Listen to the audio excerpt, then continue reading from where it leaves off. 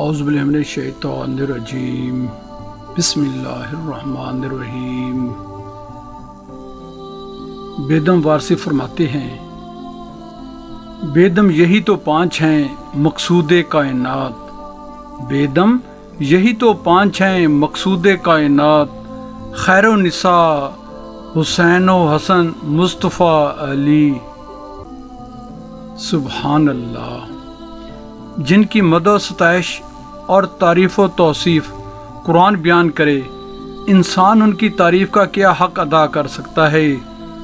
گلستان رسالت کی بہاروں اور چمنستان نبوت کے پھولوں کے حضور میں کون سے عقیدت کے پھول پیش کرنے کے قابل ہو سکتے ہیں؟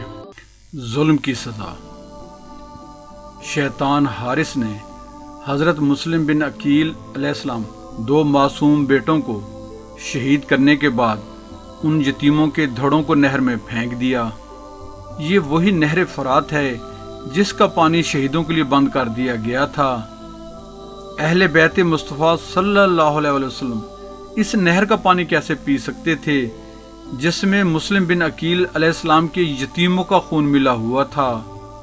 حارث نے سر اٹھائے اور تشت میں سجا کر ابن زیاد کے پاس لے گیا۔ تشت اس کے سامنے رکھ کر اوپر سے رومال اٹھا کر ہاتھ باندھ کر کھڑا ہو گیا۔ دل میں انعام ملنے کی خوشی سے لڈو پھوٹ رہے تھے۔ ابن زیاد نے شہزادوں کے سر کو دیکھ کر پوچھا، یہ کیا ہے؟ حضور، یہ مسلم بن عقیل کے بچوں کے سر ہیں، بڑی مشکل سے پکڑے گئے ہیں۔ حارث نے خوش ہو کر کہا۔ ابن زیاد نے غصے میں کانپتے ہوئے کہا، تمہیں کس نے کہا تھا کہ بچوں کے سر کاٹ کر لاؤ؟ احمق کے بیٹے، مجھ سے یزید نے زندہ بچے مانگے ہیں، سر نہیں مانگے۔ حرام زادے، تم نے قتل کیوں کیا ہے؟ لعنتی حارث کانپنے لگتا ہے۔ کانپتے کانپتے کہا کہ غلطی ہو گئی جناب، معاف کر دیجئے۔ ابن زیاد نے اور غصے میں آ کر کہا، یہ غلطی معاف نہیں ہو سکتی، جلاد لے جاؤ اسے، چوراہے میں گاڑ کر اس پر خونخوار کتے چھوڑ دو، اس کی یہی سزا ہے۔ ابن زیاد کو بچوں کی شہادت کا غم نہیں تھا، اسے یزید کی طلبی کا ڈر تھا۔ جو کچھ بھی تھا یہ قدرت کا انتقام تھا، فطرت خاموش کا انتقام، معصوم بچوں کی معصوم روحوں کا انتقام۔ قاتل کو قتل ہونا ہی پڑتا ہے، ظالم کو اپنے ظلم کا بدلہ وصول کرنا ہی پڑتا ہے۔ یہ نظام قدرت ہے، اسے کوئی تبدیل نہیں کر سکتا۔ ظالم کو ظلم کرنے کے لیے وقت دیا جا سکتا ہے، لیکن اس پر گرفت قائم رہتی ہے، اس کے لیے قدرت کا شکنجہ تیار رہتا ہے۔ سر لینے کے بدلے میں سر دینا ہی پڑتا ہے۔ کسی کے ارمانوں کا خون کر کے اپنے ارمانوں کا لاشاں اٹھانا ہی پڑتا ہے۔ یہ قانون فطرت ہے، یہ قضاء و قدر کا اصول ہے، یہ قدرت کا اٹل دستور ہے۔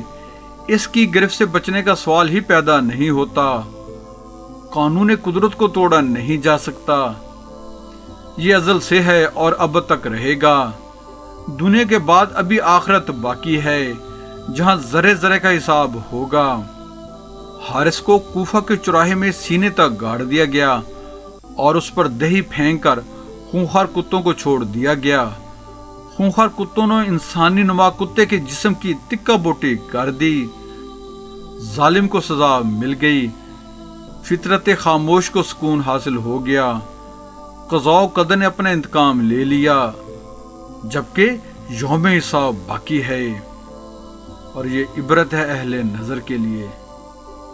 اللہ تعالی ہمیں اہل بیت کی محبت اور ان کے اسوہ حسنہ پہ چلنے کی توفیق نصیب فرمائے۔ آمین ثم آمین۔